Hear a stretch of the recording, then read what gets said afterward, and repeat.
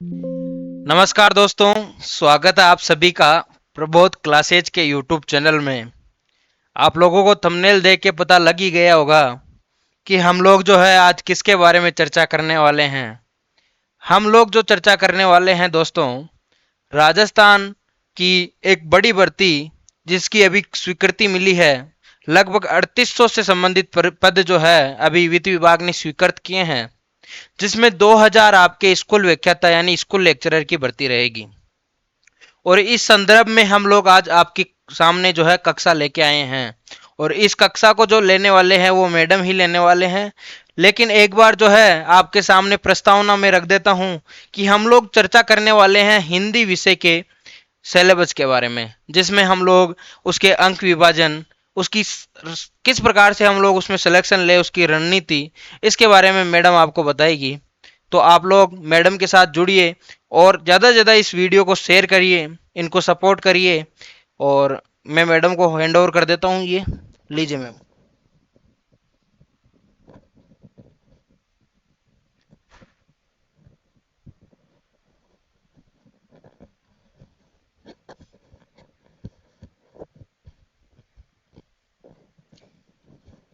एक बार आवाज प्रॉपर आ रही है क्या?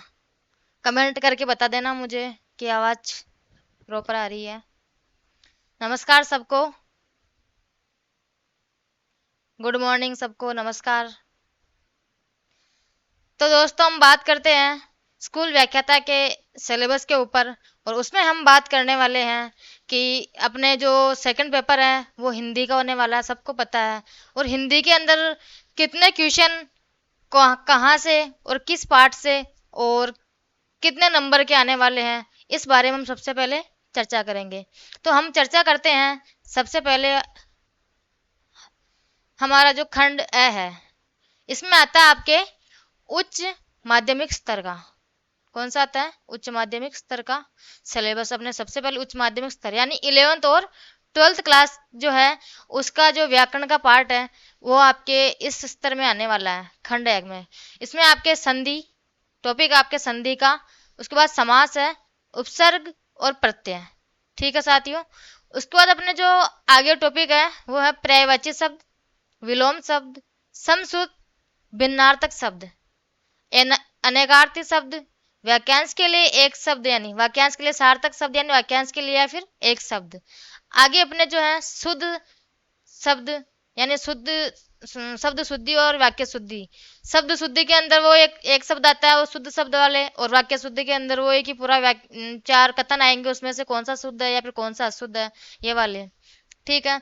इसके बाद आपके आने वाला ये अर्धशासकीय पत्र, विज्ञप्ति, परिपत्र, निविदा, ज्ञापन और अधिसूचना, ये वाला रहने वाला। ठीक है। उसके बाद आपके मुहावरे और लोकोक्तियां। मुहावरे और लोकोक्तियां भी आपके काफी ज्यादा, आपको पता है कि दो दो क्वेश्चन, एक दो मुहावरे से और दो लोकोक्ति से अपने क्वेश्चन आते हैं ग्रेड फर्स्ट के अंदर। अपठित गद्यांश या अपठित पद्यांश, इसमें आपको पता है कि 5 क्वेश्चन आते हैं इसके अंदर, जिसमें से आपको मिलेगा जैसे एक संधि का मिलता है, और उसमें से संबंधित 5 क्वेश्चन आते हैं इसमें टोटल अपने। उसके बाद अपने जनसंचार के प्रमुख माध्यम, तत्संबंधी लेखन एवं पत्रकारिता। और इसके बाद में अपने आगे थे कविता, कहानी, वार्ता, रिपोर्टाज एवं डायरी लेखन, विषय, परिभाषा, तत्व और आदि। ये तो आने वाला है अपने खंड ए के अंदर। ठीक है। आगे अपने खंड ब में जो आएगा वो है व्याकरण का। ये भी व्याकरण से संबंधित है, लेकिन ये अपने ग्रेजुएशन पार्ट का। कौन सा है? ग्रेजुएशन पार्ट का, जिसके अंदर आपके रहने वाला है शब्द शक्ति, अभिधा शब्द शक्ति। इसके अंदर कौन कौन से दे रखी है? आपके शब्द शक्ति के 3 ही पार्ट आते हैं अपने, अभिधा, लक्षणा और व्यंजना। और तो आपको इसके अंदर तीनों दे रखी है, अभिधा दे रखी है, लक्षणा दे रखी है और व्यंजना भी दे रखी है। आगे अपना जो टॉपिक है वो है अलंकार। अलंकार में आपको पूरे नहीं दे रखे हैं, कुछ सिलेक्टेड तो जैसे अलंकार दे रखे हैं आपको। उसमें आपके अंदर ये है यमक अलंकार, एक है सलेश अलंकार, उपमा अलंकार, रूपक अलंकार और उत्प्रेक्षा अलंकार, संदेह, भ्रांतिमान, दृष्टांत और उदाहरण अलंकार। कितने आपके ये अलंकार हो गए? लगभग 9 अलंकार आपके दे रखे हैं। उसके बाद आपके अगला टॉपिक है वो छंद का है। किसका है? छंद का। छंद में आपके दोहा है, चौपाई है, रोला है, उल्लाला है, गीतिका और हरि गीतिका। उसके बाद आपके अगला टॉपिक है काव्य गुण और काव्य रस। क्या है? काव्य गुण और काव्य रस। माधुर्य है काव्य गुण में, ओज है और प्रसाद है। इसके अंदर ये तीन आते हैं और तीनों ही आपको दे रखे हैं। काव्य रस में आपको रस का स्वरूप, जो जैसे कि आपको रस का स्वरूप क्या है और इसका स्थायी भाव, अनुभाव, विभाव, संचारी भाव और रसों का विभिन्न अवयव, जैसे रसों की पूरी परिभाषा, मतलब इसके रस पूरा दे रखे हैं आपको। ठीक है। और इसके लक्षण एवं उदाहरण, किसके? रस के लक्षण एवं उदाहरण भी आपको दे रखे हैं। इसके बाद हम आगे बात करते हैं। सबसे बड़ा पार्ट अपने जो ग्रेड फर्स्ट और ग्रेड सेकंड के अंदर लगभग सेम सिलेबस है, बस थोड़ा अपने जो ग्रेजुएशन पार्ट का कविता, कहानियां, निबंध है, वो थोड़ा उसमें फेरबदल है। और एक आपके जो साइकोलॉजी है वो आपके सेकंड पेपर में आती है, सेकंड ग्रेड के अंदर, और फर्स्ट पेपर में। और अपने जो ग्रेड फर्स्ट है इसके अंदर अपने फर्स्ट पेपर में आ जाती है। ठीक है। और हिंदी साहित्य का इतिहास ग्रेड फर्स्ट और ग्रेड सेकंड के अंदर दोनों में डिक्टो सिलेबस है, कुछ भी थोड़ा बहुत भी फेरबदल नहीं है। ठीक है। तो इसके अंदर अपने सबसे पहले दे रखा है कि इतिहास लेखन की परंपरा, कि इतिहास की शुरुआत कहाँ से हुई है, इतिहास लेखन की परंपरा। ठीक है।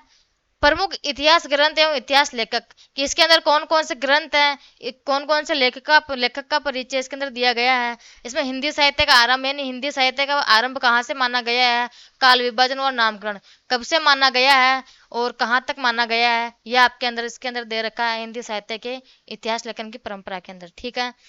इसमें अपने सबसे पहले चार काल आते हैं इसमें, आदिकाल, भक्तिकाल, रीतिकाल और आधुनिक काल। सबसे पहले आपके इसमें दे रखा है आदिकाल के बारे में। आदिकाल जो दे रखा है उसमें रचनाओं की प्रामाणिकता, प्रवृत्तियां, प्रमुख रचनाकार एवं रचनाओं का परिचय दे रखा है। ठीक है। जिसमें आपके आदिकाल में जो स्पेशली दे रखा है वो चंद्रवरदाई और नरपति नाला को दे रखा है, कि इसके अंदर आपको ये जो दो इम्पोर्टेंट है ये काफी ज्यादा इम्पोर्टेंट रखते हैं आपके सिलेबस के अंदर। उसके बाद आपके आगे है जो भक्ति काल।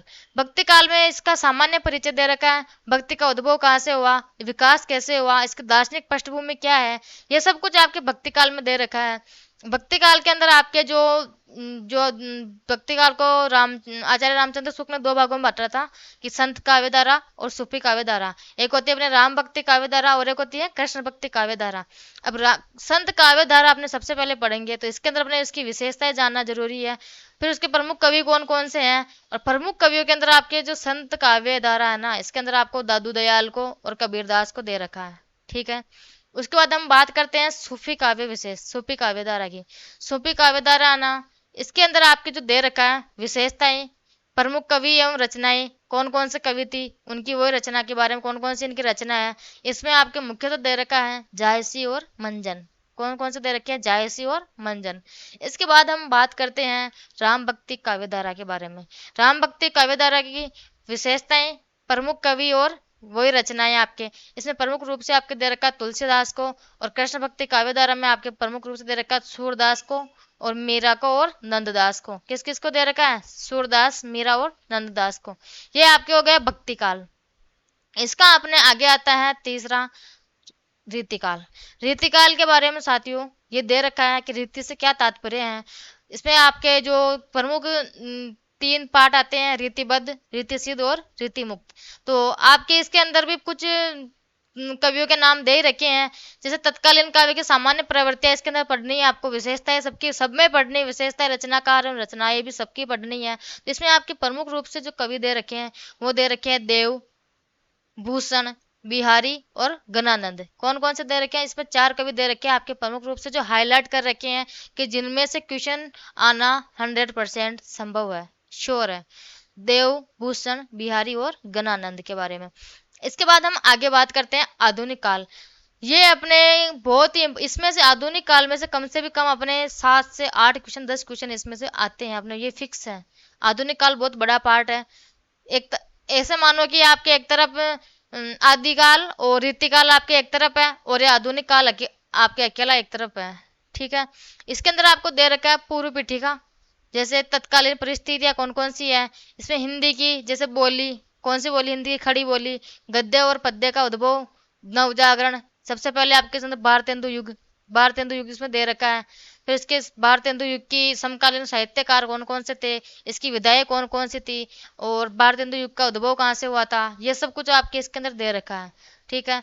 उसके बाद हम बात करते हैं कि इनका विकास के जैसे किसके कौन कौन से इनमें नाटक है, एकांकी है, निबंध अपने को दे रखे हैं, कहानी दे रखी है, उपन्यास दे रखे हैं, आत्मकथा और जीवनी। इन सब के बारे में हमारे को पढ़ना है। आगे हम बात करते हैं संस्मरण की, रेखा चित्र एवं रिपोर्टाज के बारे में। तो इसमें अपने को दे रखा है प्रमुख रचनाकारों, उनकी रचनाओं का परिचय। और आगे हमने जो दे रखा है काव्य का विकास, जिसमें भारतेंदु युग दे रखा है आपको। इसमें आपके प्रमुख जो युग है वो भारतेंदु युग है, द्विवेदी युग है, छायावाद दे रखा है, प्रगतिवाद, प्रयोगवाद, नई कविता एवं समकालीन कविता। प्रमुख रचनाकारों एवं उनकी रचनाओं का परिचय। आपके लगभग लगभग इन जो कवि दे रखे हैं, जैसे आपके भारतेंदु युग दे रखा है, इसके अंदर आपके काफी दे रखे हैं कवियों के नाम, तो आपको उन सबकी रचना के बारे में पढ़ना है कि जैसे उन्होंने कौन सा जैसे आपके दे रखा है उसके अंदर छायावाद के कवि है, तो इसमें कौन कौन सी रचना कौन कौन सी रचनाओं को उन्होंने प्रयोग लिखा था, और जैसे भी है उसका परिचय दे रखा है आपके अंदर, तो ये सारा आपको पढ़ना है। अब आगे हम बात करते हैं स्नातकोत्तर स्तर की। स्नातकोत्तर स्तर में आपके काव्य हेतु लक्षण एवं प्रयोजन, एक तो ये टॉपिक आपके है रस निष्पत्ति, साधारणीकरण, ध्वनि सिद्धांत, वक्रोक्ति सिद्धांत, अरस्तु का अनुकरण सिद्धांत, और लोनजाइनस का उदात्त तत्व, मनोविश्लेषणवाद और रचनाएं। यह तो आपके हो गया जो ग्रेजुएशन स्तर का जो पार्ट था वो हो गया, ठीक है।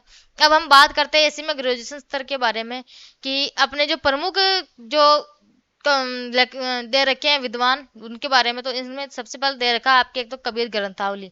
कबीर है कबीरदास जी अपने, उनकी कुछ ग्रंथावलियां हैं। तो उसमें अपने को एक तो पढ़ना अपने गुरुदेव को अंग, ये दे रखा अपने को गुरुदेव का अंग है। और इसमें प्रारंभिक 5 पद, तो प्रारंभिक के इनके 5 पद है वो अपने को पढ़ने हैं। इसके बाद आपके रामचरितमानस दे रखी है तुलसीदास जी की। तुलसीदास का अपने को सिर्फ बाल कांड पढ़ना है, बाकी कांड अपने को अरण्य कांड, अयोध्या कांड, सुंदर कांड ये अपने को नहीं पढ़ना। अपने को सिर्फ एक कांड दे रखा है और बाल कांड, वो भी कौन सा बाल कांड, और इसमें से 2 क्वेश्चन फिक्स आते हैं हर बार, श्योर है ये। आगे अपने को दे रखा है बिहारी रत्नाकर। बिहारी रत्नाकर जी के बारे में हमारे को दे रखा है प्रारंभिक 25 दोहे। इनके 25 दोहे अपने को पढ़ने हैं। और फिर हमें दे रखा है साकेत के बारे में कि मैथिली शरण गुप्त द्वारा जो रचित है वो इनका नवम सर्ग है, जो इनका नवा सर्ग है वो अपने को पढ़ना है। फिर इसके बाद हम आगे बात करते हैं कि कुछ निबंध दे रखे हैं, जैसे कविता क्या है, और चिंतामणि के द्वारा जो दी गई है वो कविता, उनकी लिखी हुई कविता है, तो उसका पहला भाग अपने को पढ़ना है, ठीक है। उसके बाद हमें जैसे आचार्य रामचंद्र शुक्ल है, तो इनकी एक वो ये किताब, ये उनके जो निबंध है वो है शिरीष का फूल। और अपने को ये देखा आगे हजारी प्रसाद द्विवेदी जी के बारे में, ठीक है। आगे हम बात करते हैं ये अपने जो कविता क्या है, ये अपने जो चिंतामणि है उसका पहला भाग और आचार्य रामचंद्र शुक्ल के द्वारा जो लिखा गया निबंध है वो है। और अपने जो आपके शिरीष का फूल है, ये आपके शिरीष का जो फूल है ये हजारी प्रसाद द्विवेदी वाला निबंध है। आगे हम बात करते हैं कहानियों के बारे में कि कहानियां कौन कौन सी है। तो एक तो कफन कहानी है जो प्रेमचंद जी द्वारा रचित है। फिर पुरस्कार कहानी है जो जयशंकर प्रसाद जी की है। यही सच है मन्नू भंडारी जी की, किसकी है मन्नू भंडारी की। आगे हम बात करते हैं हिंदी भाषा का उद्भव, विकास, बोलियां, उपबोलियां, राजभाषा और देवनागरी लिपि के बारे में। इसमें से आपके मान के चलो कि आपके कम से कम 4 से 5 क्वेश्चन आपके इस टॉपिक में से आते हैं, हिंदी भाषा का उद्भव, विकास, बोलियां, उपबोलियां, राजभाषा और देवनागरी लिपि के बारे में। तो साथियों हम बात करते हैं, यह अपना होगा सिलेबस। अब हम बात करते हैं कि अपने सिलेबस का जो अंक भार रहेगा वो कैसे क्या रहेगा। तो अंक भार के बारे में हम सबसे पहले बात करते हैं साथियों। तो अंक भार का अपना जो मैटर रहेगा, इसमें अपने को दे रखा है जैसे आपको 45 से 50 क्वेश्चन है वो आपके रहने वाले हैं व्याकरण के। और उसके साथ जो और आपको दे रखा है ये वाला संधि पाठ वाला, संधि समास वाला ये पार्ट। और उसके बाद आपके ये जो अर्थशास्त्रीय परिपत्र वाला इनका आएंगे आपको 8 से 10 क्वेश्चन आपके इसके आने वाले हैं। तो ऐसे करके आपके 45 से 50 क्वेश्चन आपके किसके आने वाले हैं, किसके आने वाले हैं व्याकरण पाठ के 45 से 50%, जिसके अंदर आपके ये आपके शब्द शक्ति, अभिधा, लक्षणा, व्यंजना, ये सारा व्याकरण का जो पार्ट है वो उसी में आ जाएगा। आगे अपन बात करते हैं हिंदी साहित्य का इतिहास, जो सबसे ज्यादा महत्वपूर्ण, बहुत ही ज्यादा आपके जो सब्जेक्ट को आगे बढ़ाता है ना, जिसको जो सिलेक्शन पे ले जाता, सिलेक्शन की जगह ले जाता है, वो यही पार्ट है। जिसको हिंदी साहित्य का इतिहास के पूरे क्वेश्चन आ गए ना, व्याकरण के क्वेश्चन लगभग सब लोग कर लेते हैं, हर एक बच्चा, हर एक स्टूडेंट, ऐसा कोई नहीं कि जो व्याकरण के क्वेश्चन नहीं कर सकता हो। व्याकरण के क्वेश्चन सब कर लेते हैं। तो आपको जो आगे बढ़ाने वाला जो पार्ट है वो यही है, हिंदी साहित्य का इतिहास। तो हिंदी साहित्य के इतिहास में से आपके आने वाले हैं लगभग 45 से 50 क्वेश्चन यहाँ से आने वाले हैं। ठीक है, आपके यहाँ तक हो गए हैं 100 क्वेश्चन। उसके बाद आपके जो से ये आपका ये पार्ट है, आप ये वाला, ये आपका जो रचनाएं वाला पार्ट है, यहाँ से कबीर ग्रंथावली वाला, इन सब में से यहाँ से आपका जो आने वाला वो 20 क्वेश्चन। कितने क्वेश्चन आने वाले हैं आपके यहाँ से? 20 क्वेश्चन। लगभग किसी में से, जैसे ग्रंथावली में से एक क्वेश्चन आ गया, तो रामचरितमानस के बालकांड में से 2 क्वेश्चन आ गए, फिर बिहारी रत्नाकर में से 2 क्वेश्चन आ गए, और मैथिली शरण गुप्त का नवम सर्ग तो 1 क्वेश्चन आ गया यहाँ से। फिर कविता में से दो कविता दे रखी, निबंध दे रखे हैं, तो आपके जैसे तो एक एक क्वेश्चन इनमें से आ जाएगा। तो ऐसे करके आपके 20 क्वेश्चन यहाँ से आने वाले हैं। और रहे बाकी के जो 30 क्वेश्चन है, तो आपके व्याकरण के कितने हो गए? 50 क्वेश्चन, जिसमें आपके यूजी और 11th और 12th वाली जो दोनों व्याकरण का पार्ट आ गया। उसके बाद आपके हिंदी साहित्य के इतिहास में से आ गए 50 क्वेश्चन। कितने आ गए? 50 क्वेश्चन। और आपके इधर से 20 क्वेश्चन ये कॉलेज जो अपने ग्रेजुएशन लेवल का है यहाँ से आ गए। ठीक है, और 30 क्वेश्चन जो है आपके, वो आने वाले आपके मनोविज्ञान के। किसके? मनोविज्ञान के। उसमें आपके कंप्यूटर वाला पार्ट भी दे रखा है, संचार एवं माध्यम वाला, ऐसा कुछ पार्ट दे रखा है कंप्यूटर का। तो वो वाला पार्ट और मनोविज्ञान का, दोनों को मिला के आपके 30 क्वेश्चन आने हैं, जिसमें से आपके 20 क्वेश्चन मनोविज्ञान के आने वाले हैं, और 10 क्वेश्चन के समथिंग ऐसे कुछ आपके या कंप्यूटर वाले आने वाले हैं। तो टोटल अपने को ऐसे करके अपने कितने मार्क्स से हो गए? 150 क्वेश्चन। 150 क्वेश्चन कितने अंकों के हो गए? अपने 300 अंकों के। अब आपको पढ़ना कहाँ से क्या है, ये आपको मैं बहुत जल्दी बता दूंगी। और कल अपने को इसी अपने चैनल पे आना है बहुत जल्दी, और चैनल को सब्सक्राइब कर लेना। और ठीक है, धन्यवाद।